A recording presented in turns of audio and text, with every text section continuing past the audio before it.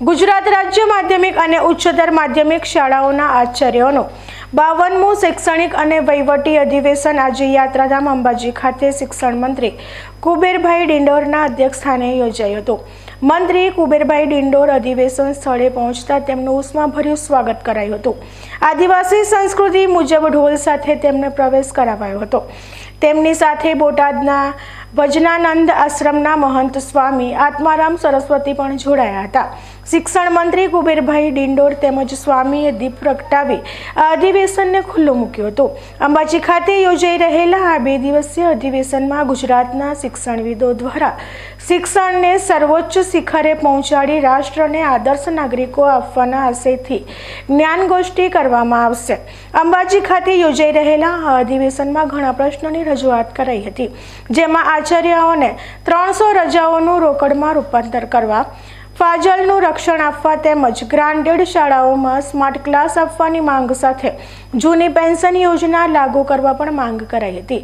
2005 પહેલાની પેટર્ન પ્રમાણે ચૂકવણું કરવાની રજૂઆત પણ થઈ હતી। અમારા રાજ્ય આચાર્ય સંઘના અને શિક્ષણ જગતના વિદ્યાર્થીઓ માટેના ઘણા બધા પ્રશ્નો છે।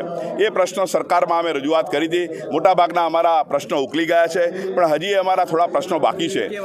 અને જેવા કે અમે 300 રજાનું રોકડમાં રૂપાંતર એની ફાઇલ અમારી તૈયાર છે, શિક્ષણ મંત્રીએ સ્વીકારેલું છે, એ પણ બી થવાનું છે। અમને ફાજલનું રક્ષણ આપે એમાં 120 દિવસનો વચ્ચેનો બ્રેક છે, એ બ્રેક દૂર કરવાની પણ બી અમારી વાત છે। અમને ગ્રાન્ટેડ શાળામાં સ્માર્ટ ક્લાસ મળે, અમને અમારા કોમ્પ્યુટર મળે એવી વ્યવસ્થા કરવાની પણ બી વાત છે। અમારી જૂની પેન્શન યોજના અમને મળે અને 2005 પહેલાંના જે શિક્ષક મિત્રો છે એને પેન્શન અમારું સરકારે સ્વીકાર્યું છે, એ અમારો અગત્યનો પ્રશ્ન છે, એ પણ બી સોલ્વ થાય એના માટેની અમે આજે ચર્ચા કરવાના છીએ। આ સિવાય પણ બી વિદ્યાર્થીઓના હિત માટે પરીક્ષાની ચર્ચા હોય કે બાકીની ગુણવત્તાના શિક્ષણ માટેની ચર્ચા હોય, એ તમામની ચર્ચાઓ અહીંયા આગળ થવાની છે। આ અધિવેશનમાં રજૂ થયેલા આચાર્યોના પ્રશ્નોને લઈ શિક્ષણ મંત્રી કુબેરભાઈ ડિંડોરે જણાવ્યું હતું કે મોટા ભાગના પ્રશ્નોનો નિકાલ કરી દેવાયો છે અને જે પ્રશ્નો બાકી રહ્યા હશે તેનું પણ જલ્દી નિરાકરણ લવાશે।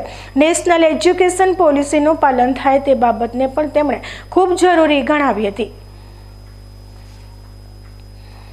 મા અંબેને પણ પ્રાર્થના કરી છે કે આપણું ગુજરાતનું શિક્ષણ સારી રીતે મિત્રો ચાલી રહ્યું છે। આપણા કેજીથી પીજી સુધીના અમારા બધા જ મિત્રો શિક્ષણમાં જે પોતાનું યોગદાન સમયદાન મિત્રો આપી રહ્યા છે, એ આનંદની બાબત છે। અને સન્માન્ય દેશના પ્રધાનમંત્રી નરેન્દ્ર મોદી સાહેબે 34 વર્ષ પછી જે નેશનલ એજ્યુકેશન પોલિસી નવી જે મૂકી છે એનું પાલન થાય અને એનું ઇમ્પ્લિમેન્ટ થાય, એના માટે આજે પૂરા ગુજરાતનો આચાર્ય સંઘનો એ વહીવટી અને શૈક્ષણિક સેમિનાર છે, એમાં 2 દિવસ ચિંતન મનન થશે। અને સાથે સાથે જે કંઈ પ્રશ્નો શિક્ષણના હોય, વિદ્યાર્થીઓના પ્રશ્નો હોય, શિક્ષક મિત્રોના પ્રશ્નો હોય, કંઈ નવું ઇમ્પ્લિમેન્ટ કરવાનું હોય, એ તમામ પાસાનું આજે ચિંતન મનન થશે।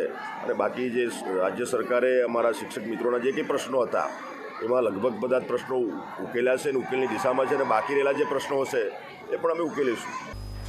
આ અધિવેશનમાં 3000 જેટલા આચાર્યો ભાગ લઈ રહ્યા છે, જે પૈકી 1400 જેટલા નવા આચાર્યો પણ અધિવેશનમાં પ્રથમવાર ઉપસ્થિત રહેતા તેમનું પણ આ પ્રસંગે સ્વાગત સન્માન કરાયું હતું।